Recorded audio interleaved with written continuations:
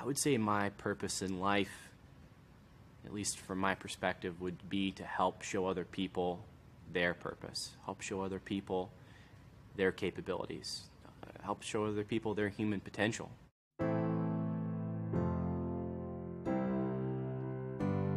Kyle's life, I believe, he was sent here for a reason. He may look disabled, but he's not. And that's inspiring. I don't give up easily on things. Every excuse that we make keeps us away from the things that we want the most out of life.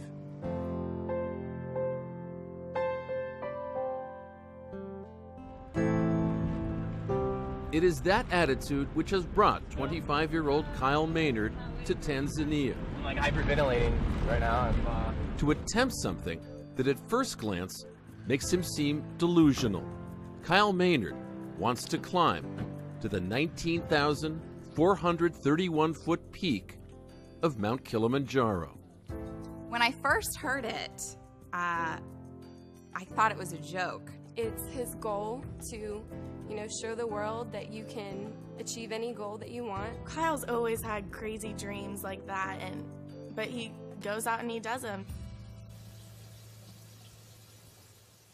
At home in Georgia, Kyle has long been defying expectations and taking care of his own needs, all unimaginable 25 years ago.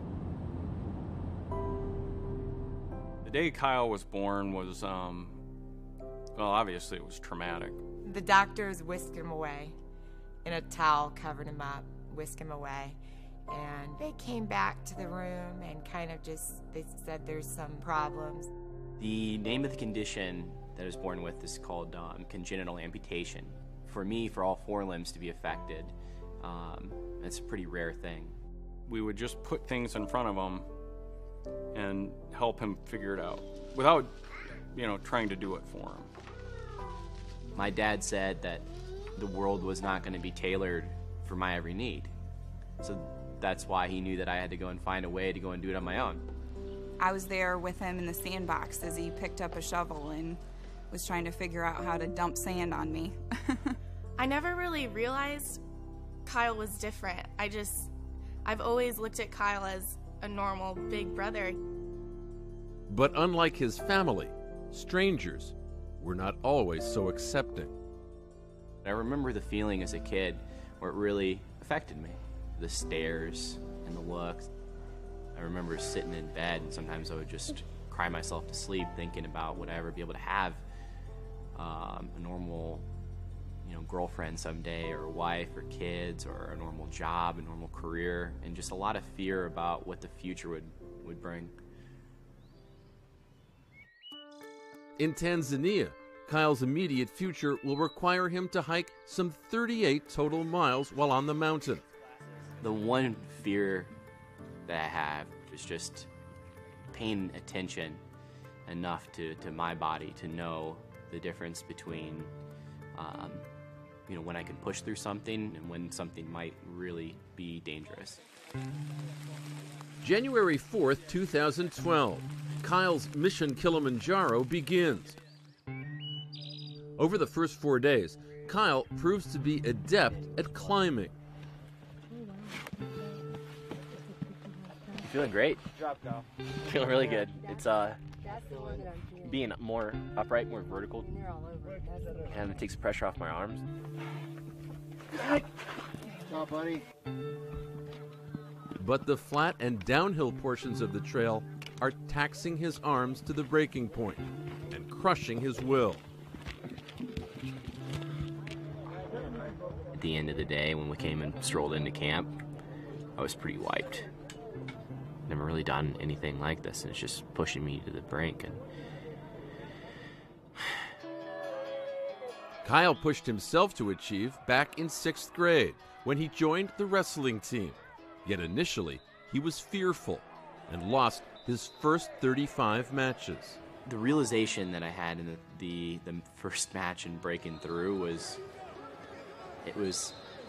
just that my opponent was just as afraid as I was, or more. If he was afraid, then I didn't have to be. When he was losing, he it was hard on his, self-esteem and confidence, but as he started to win, he really started to become that Kyle that we know today. By high school, Kyle had become a wrestling champ. He wrote a book in 2005, and on nationwide TV, became a poster guy for upbeat perseverance. He would leave the University of Georgia to become a motivational speaker. My message is a pretty simple one. It is to make no excuses. But much of the time, Kyle says, he felt like a fraud. I learned more than anything else. I would be happy for that 45 minutes that I was on stage speaking, and then for the other 23 hours and 15 minutes of the day, then it was, a lot of it I felt depressed. I'm supposed to be trying to teach other people how to get their life together, and I can't even pull my own together.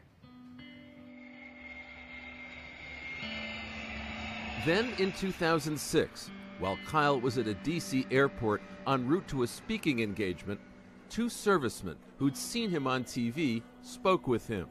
They were MPs who'd suffered extensive, severe burns while in Iraq. And they told me that they laid in a hospital bed for a week after they had been ambushed. They made a suicide pact with each other. And they said that on the day they made that decision, they happened to see my story, and they said that's what got them to stop. It was a conversation that would change the course of Kyle's life. I held it together while I was talking to him and came back to the hotel that night and just cried for hours. I think about those guys almost every day.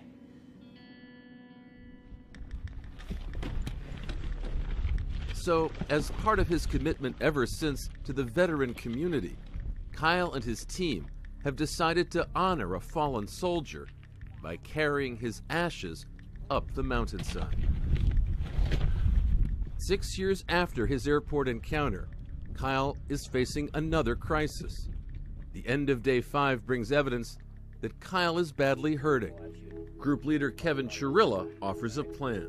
You like curveballs? I like curveballs. Right. Can we just head straight up the mountain instead of going down? Is Exactly. Really? Is that a possibility? Yeah. Hell yeah. It's a new, daring route. Shorter, yes, but far steeper and more dangerous. The Western Breach, where in 2006, 3 climbers were killed. It's steep, and there's a lot of big pull-ups, and there's no spot to put a tent if we need to push a team of 9 plus all the porters up over the Western Breach. It's a big risk. If we commit to this, we have to commit to it. I know I can do it. I know for a fact. Day 9, before dawn, the Western Breach awaits Kyle. As loose rocks make avalanches a deadly threat, and he struggles just to keep from sliding. As chains are attached to Kyle's feet, it is as if a lifetime of determination and effort can be seen in his every move.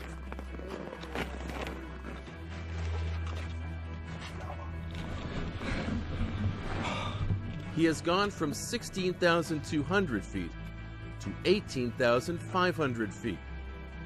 Day 9 ends with the summit in reach, and Kyle pondering a lesson that the mountain has taught him. Most frustrated I got the whole day was when I would just go and look up and see like how far I'd have to go, instead of looking back and seeing how far we'd come. I think I do that a lot in life and just in general. Just one step at a time.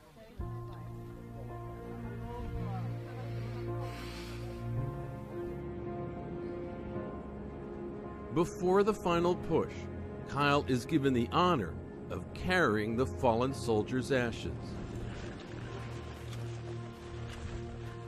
As the sun rises once more, Kyle trudges forward again and again, not just for himself, but to show others that they too can find a way to the top.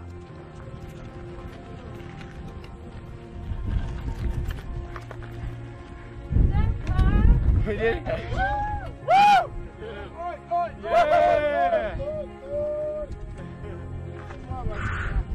Did it, baby. Did it.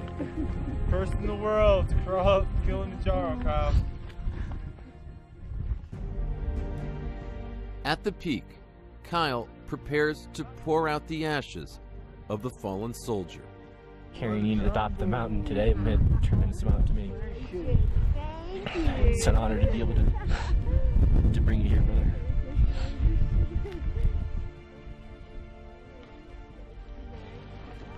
Mission Kilimanjaro, Kyle Maynard's mission, is a success, a tribute to those who inspired him, to those who always believed in him, and to all those who still yearn for belief and inspiration and triumph.